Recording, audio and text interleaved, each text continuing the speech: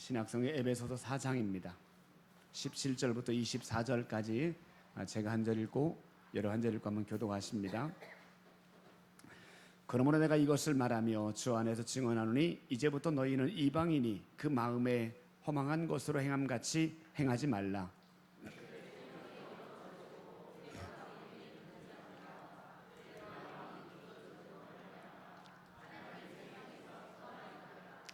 그들이 감각 없는 자가 되어 자신을 방탕에 방임하여 모든 더러운 것을 욕심으로 행하되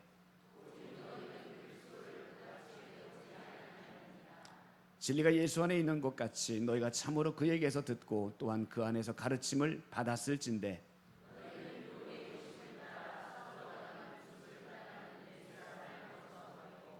오직 너희의 심령이 새롭게 되어 하나님을 따라 의와 진리에 아멘. 세상을 바꾸는 작은 예수라는 책에 보니까 하나의 공식이 나와 있습니다. 기독교에서 보여주세요. 기독교에서 그리스도를 빼면 종교가 됩니다. 기독교인, 그리스도인이라고 생각하는데 정말 그의 삶에 그리스도가 없다면, 여기서 말하는 그리스도는 두 가지예요. 예수님을 나의 주님으로 고백하는 신앙 고백이 있어야 되고 그 예수님을 닮은 삶이 있어야 됩니다. 이런 그리스도가 없다면 그가 아무리 그리스도인이라고 말해도 그는 종교인이다라고 말하게 됩니다. 여러분의 삶은 그리스도가 있는지요? 그리스도가 진짜 있으면 나는 그리스도인입니다. 근데 아무리 외적으로 많은 조건들을 갖고 있어도 내 안에 그리스도가 없다면 우리는 종교인밖에 안 되는 거예요. 종교인은 외적으로는 예배도 드리죠. 그리고 직분도 받을 수 있고 봉사할 수 있습니다. 그런데 그 안에 하나님이 부어주시는 진정한 기쁨이 없어요. 세상의 즐거움에 늘 깊이 빠져 살아갑니다. 그러다 보니까 늘 영적인 허전함을 맛보게 되는 거예요. 저는 본문에도 이와 비슷한 삶을 살아가는 모습이 기록되어 있어요. 한번 다시 읽어봐요. 17절부터 19절 한번 읽어봐요. 17절로 19절 시작. 그러므로 내가 이것을 말하며 주 안에서 증언하노니 이제부터 너희는 이방인이 그 마음에 허망한 것으로 행함같이 행하지 말라. 그들의 총명이 어두워지고 그들 가운데 있는 무지함과 그들의 마음이 굳어짐으로 말미암아 하나님의 생명에서 떠나 있도다. 그들이 감각 없는 자가 되어 자신을 방탕에 방임하여 모든 더러운 것을 욕심으로 행하되. 아멘. 이 세 구절은요 이방인의 삶을 묘사합니다. 이방인의 삶은 어떤 삶이냐? 허망한 삶입니다. 허망이 뭐예요? 헛된 것에 소망을 두는 거예요. 잠깐 있다가 사라질 돈, 쾌락, 성공 이것만 쫓다 보죠. 그러다 보니까 어떤 일이 벌어지냐면 총명이 어두워진대. 총명은 다른 말로 말하면 분별력이, 영적인 분별력이 없는 거예요.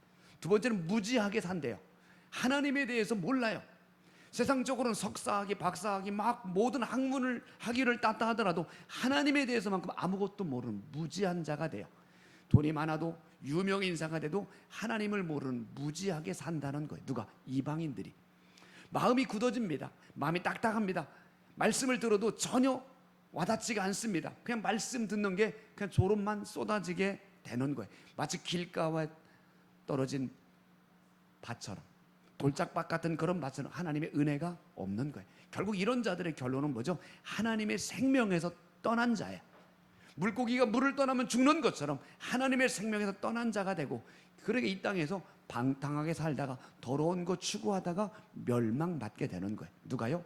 이방인들이. 이런 이방인들이 바로 다른 말로 말하면 종교인이라고 말할 수 있고, 이들을 다른 표현으로 말하면 옛사람 이렇게 말할 수 있습니다. 오늘 사도 바울은 17절에 뭐라고 말합니까? 증언하노니. 이 말을 세 번의 성경에 이렇게 표현합니다. 간곡히 권고하노니. 오늘 바울은 지금 감옥에 있잖아요. 감옥에서 에베소 교회 성도들에게 편지를 쓰는데 강한 어조로 간곡히 부탁하는 마음으로 그들에게 편지를 쓰는 거예요. 왜 이렇게 바울이 간곡히 부탁하는 이유가 뭐냐면 에베소 교회를 향한 바울의 애정이 있었어요. 여러분, 사랑하지 않으면 잔소리 안 합니다. 사랑하니까 충고도 하고 권면도 하고 잔소리도 하는 거예요. 에베소 교회는 사도 바울에 의해 세워진 교회입니다. 바울이 두 번째 전도 여행을 할 때 그 에베소 지역에 복음을 전하면서 그러면서 교회가 세워졌어요. 그리고 그들 떠날 때에 아굴라와 브리스길라 부부에게 그 교회를 맡겨놓고 돌아왔어요. 그러다가 몇 년이 지난 뒤에 세 번째 전도 여행을 할 때 다시 에베소를 방문합니다. 자, 그런데 여러분, 에베소는요 무엇으로 유명하냐면 아데미 신전이 있어요. 한번 그림 하나 보여주실래요? 이게 지금 에베소에 있는 아데미 신전입니다. 다 무너졌어요. 저 기둥밖에 안 남아 있어요. 근데 이 아데미 신전이 7대 불가사의로 불릴 정도로 굉장히 웅장한 건물입니다. 그래서 지금 남아있는 이 기둥을 가지고 유추해 보면 전에 이렇게 건물이었을 것이다 라고 생각해요. 이런 건물이었을 거다라고 생각하게 되는 거예요. 저 기둥만 하더라도 120개가 넘습니다. 그러니까 이런 엄청난 신전을 세워놓고 에베소 사람들이 수시로 와서 제사를 드리고 우상 숭배했던 곳, 이곳이 바로 에베소입니다. 바울은 그곳에서 2년 3개월을 머물러요. 그리고 특별히 두란노 서원이라는 곳에서 매일 하나님 말씀을 강론하게 되죠. 그런데 어떤 일이 벌어져요? 말씀을 들은 사람들 안에 놀라운 성령의 역사가 나타나기 시작해요. 어떤 일이 벌어지냐면 바울의 손수건 있잖아요. 손수건을 아픈 사람에게 딱 덮었어요. 근데 병이 치유되는 거예요. 그러니까 얼마나 강력한 성령의 역사가 나타나는지 알 수 있죠. 그뿐 아니라 우상을 숭배하는 많은 사람들이 있고 귀신 들린 사람들이 있는데 그들이 고침받는 일이 벌어지게 돼요. 심지어 마술을 하던 사람, 쉽게 말하면 무당 이런 사람들이 회개합니다. 말씀을 듣고 회개하고, 그리고 자기 대한 그동안 쌓아두었던 책들 다 내어서 불에 태워버립니다. 이런 일들이 에베소 안에 놀랍게 일어나기를 시작해. 그래서 사도행전에 그 에베소 교회에서 있었던 부흥을 이렇게 표현합니다. 한번 읽어봐요. 사도행전 19장 20절 말씀 우리 한번 읽어봐요. 시작. 이렇게 하여 주님의 말씀이 능력 있게 퍼져나가고 점점 힘을 떨쳤더라. 아멘. 얼마나 강력했던지 하나님의 말씀이 능력 있게 퍼져나갑니다. 그리고 그 말씀을 들은 사람들마다 변화됨의 역사가 나타나게 되는 거예요. 이걸 뭐라고 말하죠? 부흥이라고 말하죠. 에베소 안에 강력한 폭발적 부흥이 일어납니다. 자, 그러면 바울 사도는 그러고 이제 돌아왔습니다. 그럼 바울이 뭘 기대할까요? 이제 에베소 교회 안에 더 강력한 성령이 역사하고 믿는 자가 점점 많아지고 부흥의 불길이 타오르겠다, 이걸 기대했는데 몇 년 뒤에 들려온 소식을 보니까 에베소 교회가 첫사랑의 은혜를 잃어버렸다는 거예요. 자꾸 성도들이 옛날 습관을 쫓아간다는 이야기입니다. 그런 이야기를 들을 때 바울이 너무 안타까운 거예요. 그래서 자기는 지금 감옥에 있어 다시 갈 수는 없지만 간곡하게 그들에게 편지를 통해서 권고하고 있는 거예요. 20절 21절 다시 읽어봐요. 20절 21절 시작. 오직 너희는 그리스도를 그같이 배우지 아니하였느니라. 진리가 예수 안에 있는 것 같이 너희가 참으로 그에게서 듣고 또한 그 안에서 가르침을 받았을진데. 아멘. 17절 19절은 이방인들의 삶, 옛 사람의 모습을 살아가는 그들의 모습을 보고 20절 21절에 말합니다. 그러나 너희는 예수님에 대해서 배웠잖아. 너희들은 예수님 안에 참다운 진리가 있다는 거 가르침 받았잖아. 그런데 어떻게 이방인들처럼 똑같이 살아가니? 그렇게 살면 안 되지. 다르게 살아야지 라고 권고하고 있습니다. 그러면서 정말 바울이 하고 싶은 이야기는 바로 22절부터 24절의 말씀이에요. 한번 읽어봐요. 22절로 24절 시작. 너희는 육의 욕심을 따라 썩어져가는 구습을 따르는 옛사람을 벗어버리고 오직 너희의 심령이 새롭게 되어 하나님을 따라 의와 진리의 거룩함으로 지으심을 받은 새 사람을 입으라. 아멘. 한번 따라해 봅시다. 옛사람을 버리고 새 사람을 입으라. 이 말인 거예요. 저는 오늘 말씀의 제목을 이렇게 정했잖아요. 한번 따라해 보세요. 옛사람 no, 새사람 yes. 영어를 좀 어려워하시는구나. 다시 한번 따라하세요. 옛사람 no, 새사람 yes. 옛사람은 벗어버리고 새사람으로 살자, 이렇게 살아라 라고 하는 게 바울의 권면입니다. 여러분, 옛사람이 뭐예요? 예수님 믿기 전의 모습이죠. 그때는 사단이, 마귀가 나 안에서 나를 통치해요. 나는 그냥 그러니까 날마다 작은 유혹 앞에서 넘어지고 세상의 즐거움만 날마다 쫓아갑니다. 이것이 옛사람의 특징입니다. 그런 삶을 뭐하라고요? 벗어버리라는 거예요. 끊어버려라. 그런 삶과는 단절된 삶을 살아라. 이것이 바울의 외침인 거예요. 여러분, 신라시대 김유신 장군 아시죠? 그 젊은 시절에 자꾸 이렇게 기생집을 드나들었다고 그래. 천관녀라고 하는 기생을 굉장히 좋아했다고 그래. 하루 일과를 마치면 그 기생집에 가서 그냥 거기서 그 기생과 함께 마지막 저녁을 보내는 거예요. 그러다가 어머니한테 호되게 혼납니다. 앞으로 나라를 위해 큰일 할 사람이 그렇게 기생집에 출입하면 되겠느냐, 호되게 혼나고 나서 이 김효신이 다짐하면 내가 다시는 가지 않으리라. 근데 어느 날 하루 일과를 마치고 피곤해서 말을 타고 말에서 졸면서 오는데 말이 늘 가던 길이니까 기생집으로 인도하는 거예요. 눈을 떠보니까 바로 기생집 앞이에요.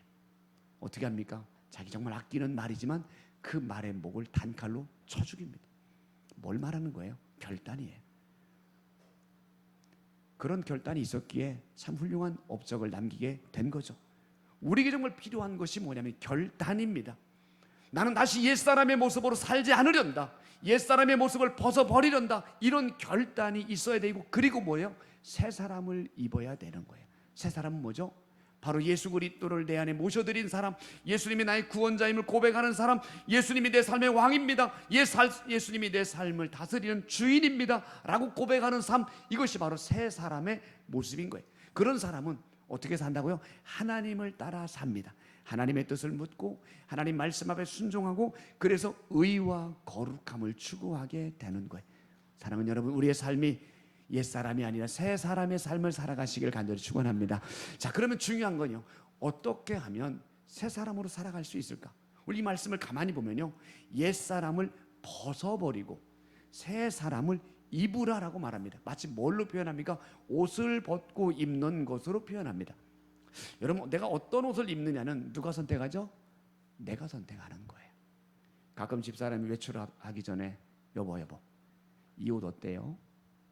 제가 보면 이쁜데, 잘 어울리는데, 그럼 그거 입고 나가는 게 아니라 또 다른 옷을 입어요. 이 옷은 어떤데?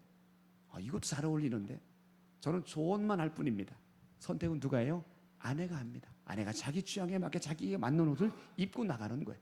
여러분, 오늘 이 제 양복 어떻습니까? 누가 선택했을까요? 제가 어젯밤에 선택하고 입고 나온 옷입니다. 넥타이도 마찬가지. 모든 옷은 내가 선택해서 입습니다. 그런데 옛사람을 벗어버리고 새 사람을 입으라고 말씀하는데, 옛사람을 벗고 새 사람을 입는 건 내가 선택하는 게 아닌 거예요. 우린 선택할 능력이 없습니다.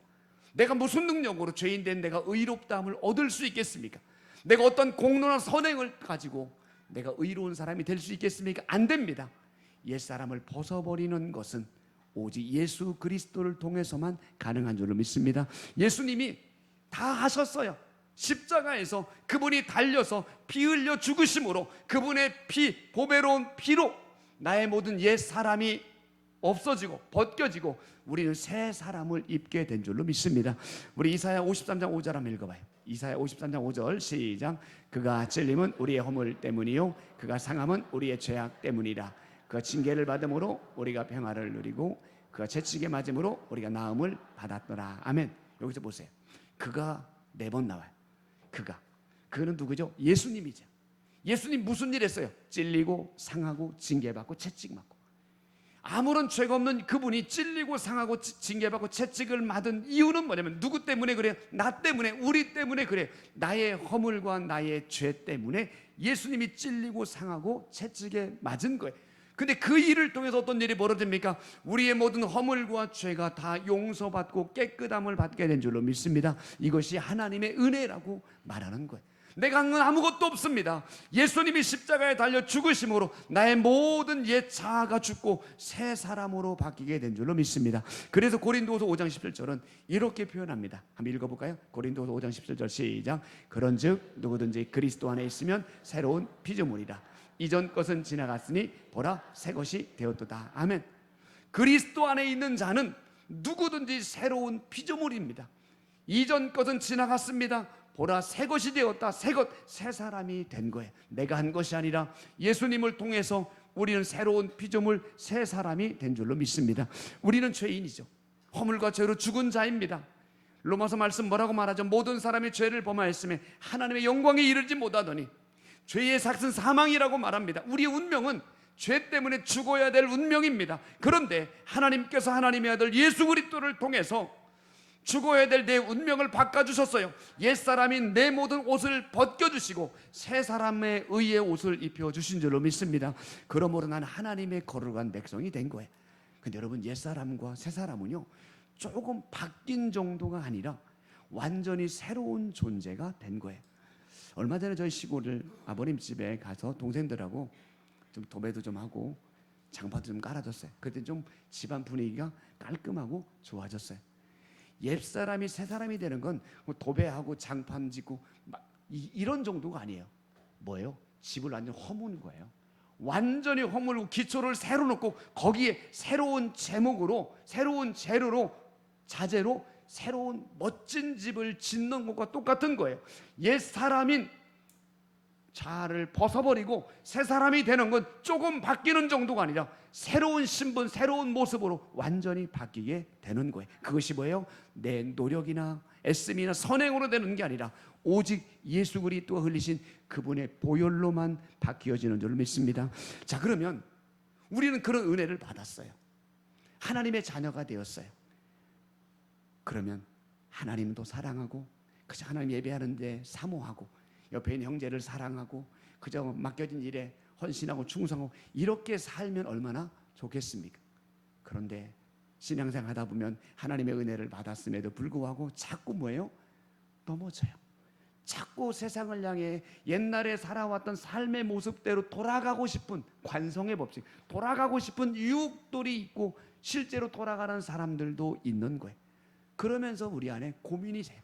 나는 왜 그러지? 나는 왜 이렇게 믿음이 안 자라는 거지? 나는 이렇게 맨날 은혜가 없는 것 같아. 나는 왜 이렇게 맨날 여기에 머물러 있는 것 같아? 늘 고민하게 되는 거예요. 근데 여러분, 그건 당연한 거예요. 예수 믿는 사람들에게 당연한 고민이에요. 우리만 하는 게 아니라 바울 사도도 그런 고민을 했어요. 로마서 7장에 이렇게 고백합니다. 선을 행하기 원하는 나에게 악이 함께 있는 것이다. 바울이 얼마나 위대한 사람이에요.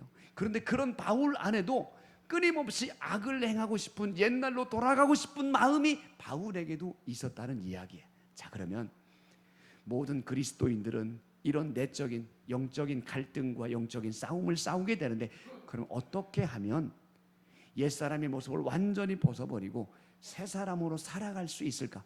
두 가지만 한번 그 답을 찾아보려고 그래요. 첫 번째요, 한번 따라합시다. 믿음으로 선포하라. 여러분, 굉장히 중요한 말이에요. 믿음으로 선포하라. 여러분, 아까 제가 바울 사도 말씀드렸잖아요. 7장 마지막에서 막 자기도 고민하고 갈등하잖아요. 그랬던 바울이 8장으로 넘어오자마자 어떻게 이렇게 선포합니다. 그러므로 그리스도 예수 안에 있는 자에게는 결코 정죄함이 없나니. 이는 그리스도 예수 안에 있는 생명의 성령의 법이 그리스도 예수 안에서 죄와 사망에서 해방되었느니라 라고 선포하게 되는 거예요. 바울은 자기 힘으로는 여러 가지 영적인 유혹들을 물려낼 힘이 없었지만 그럼에도 불구하고 하나님 앞에 자신의 존재가 누구인지를 선포합니다. 나는 그리스도 예수 안에 있다. 예수님이 내 모든 죄 문제를 해결해 주었다. 그렇기 때문에 누군 나를 정죄할 수 없다. 나는 죄와 사망의 범에서 해방되었다 라고 믿음으로 선포하게 된 거예요.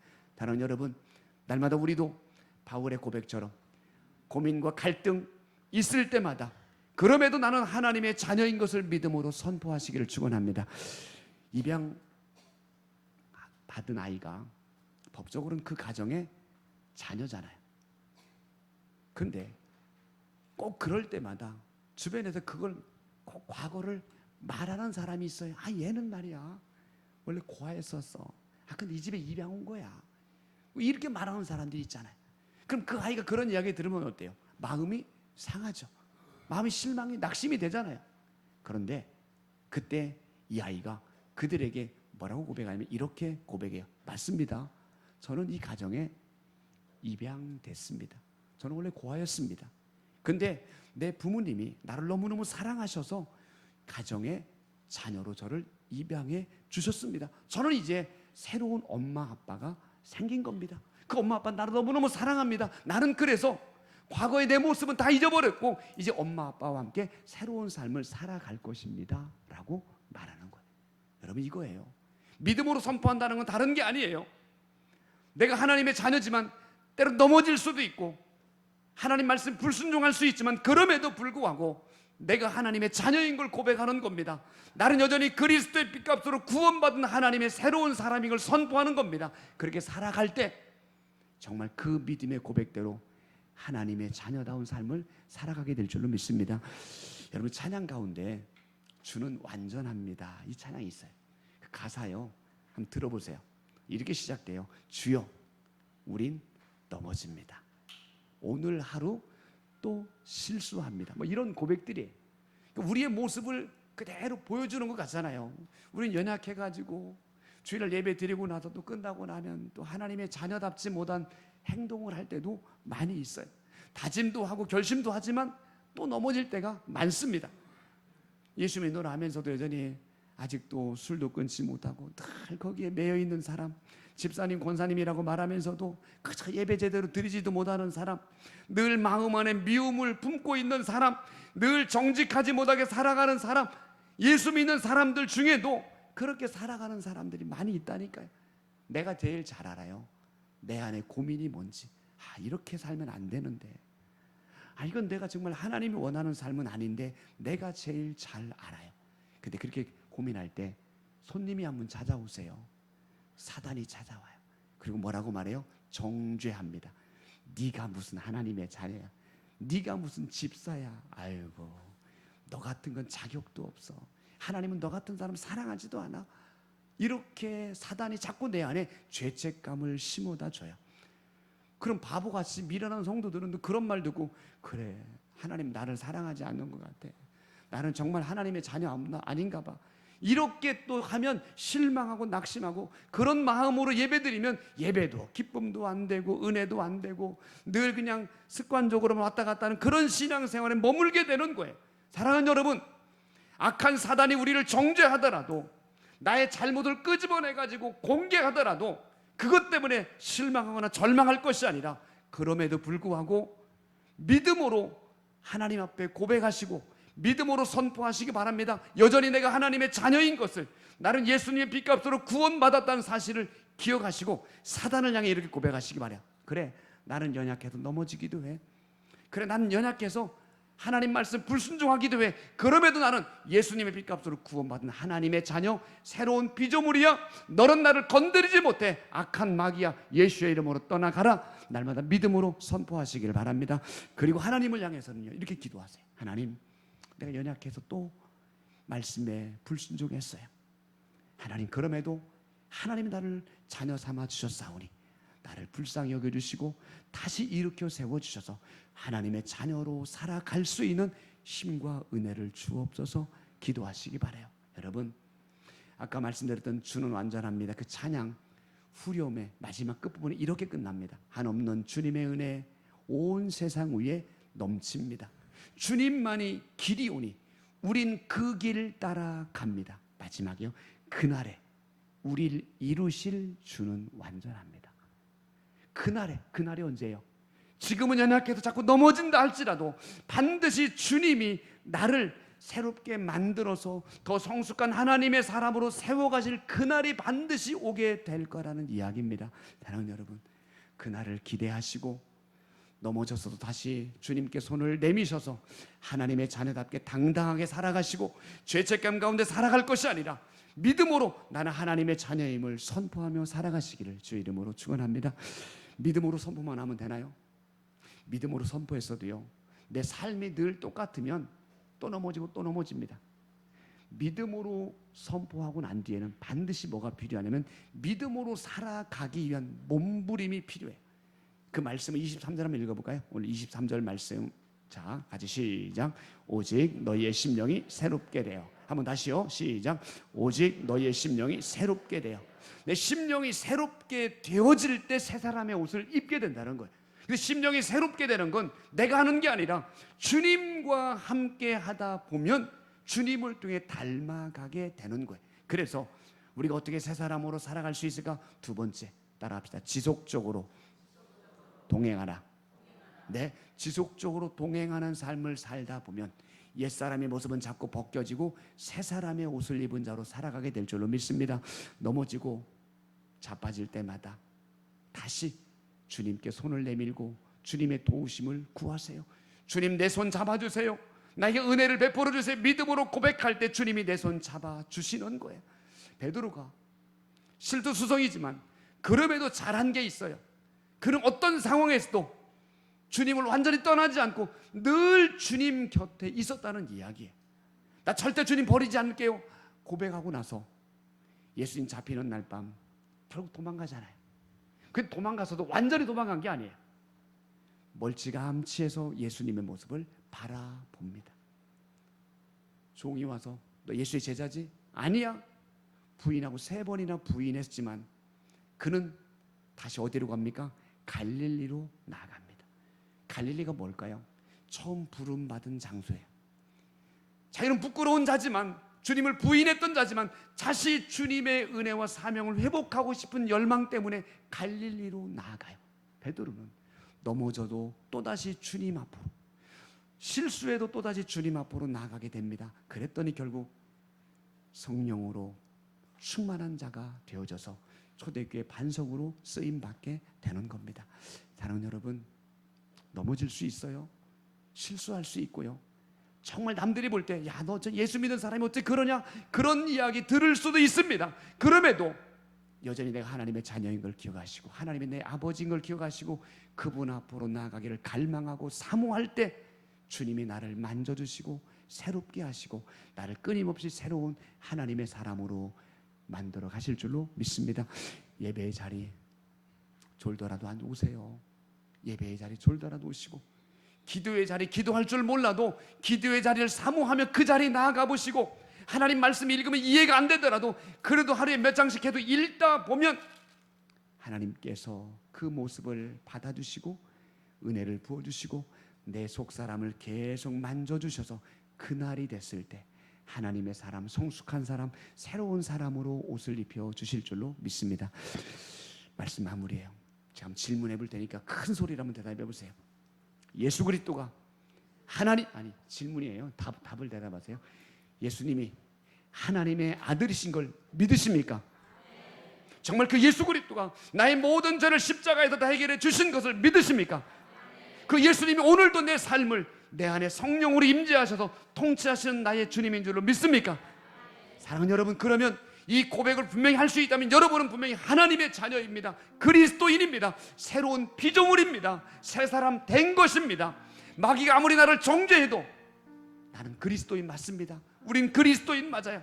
흔들고 넘어뜨린다 할지라도 하나님이 우리를 붙잡아 주시고 다시 한번 세워주시고 그리스도인답게 우리를 계속적으로 인도해 가실 줄로 믿습니다. 날마다 믿음으로 선포하시기 바라요. 나는 하나님의 자녀야. 나는 그리스도인이야. 나는 그리스도 안에서 새로운 사람이야 라고 날마다 믿음으로 선포하시기를 바랍니다. 다시 혹시 넘어질 수 있어요? 일어나면 되잖아요. 우뚝이도 집어던지면 또 일어나잖아요.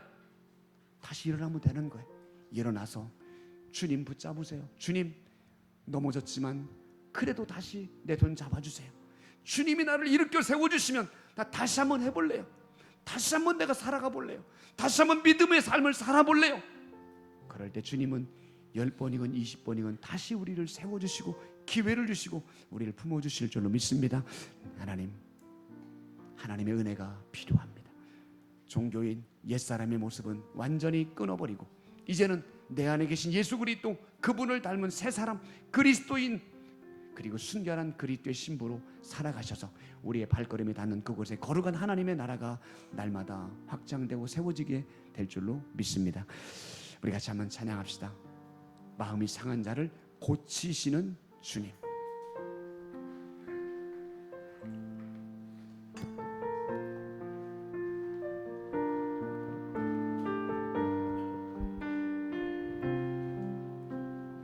마음이 상한 자를 고치시는 주님.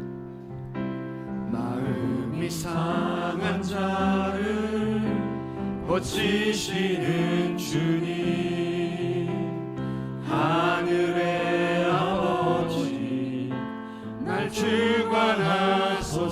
주의 길로 인도하사 주의 길로 인도하사 자유케 하소서. 새 일을 행하사 새 일을 행하사 웃게 하소서. 의에 저리고 목이 목이 마르니 성령의 기름 부으소서. 아멘. 의에 줄이고 목이 마르니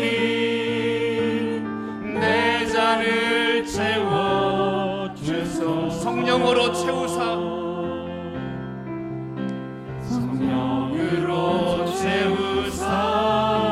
주 보게 하소서. 주의 임재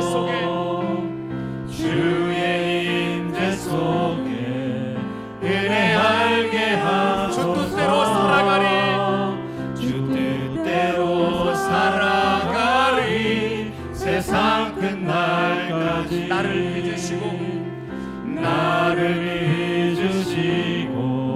새날 열어주시고 의에 줄이고 목이 마르니 성령의 기름 부으소서.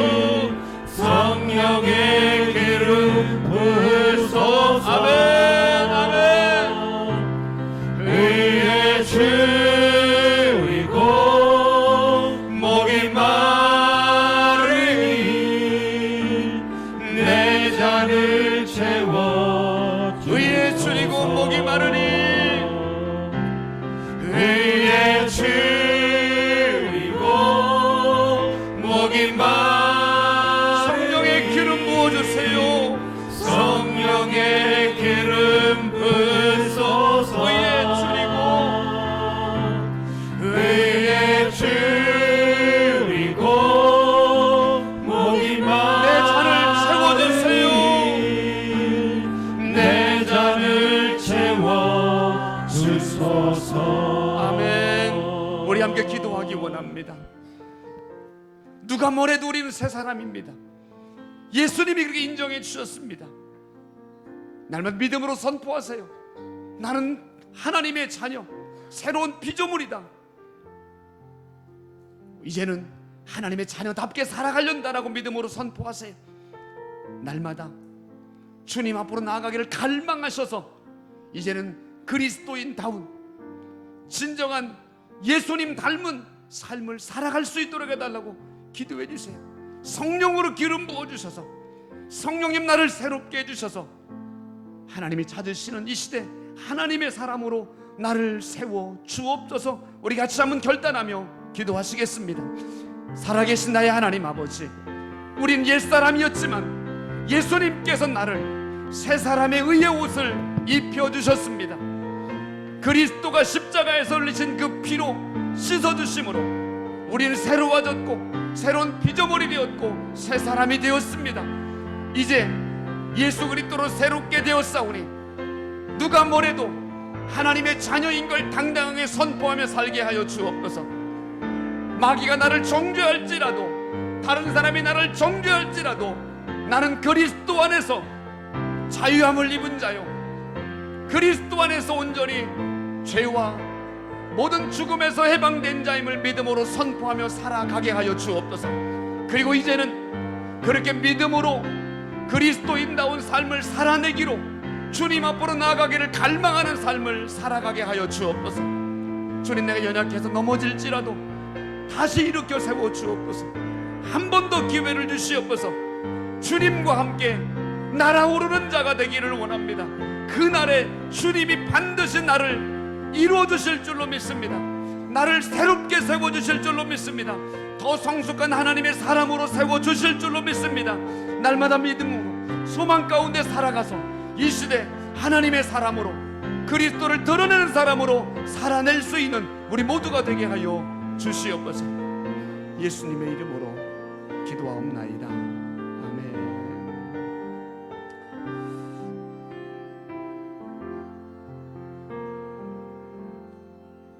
하나님, 우린 주 앞에 설 수 없는 옛사람, 허물과 죄로 죽은 자였습니다.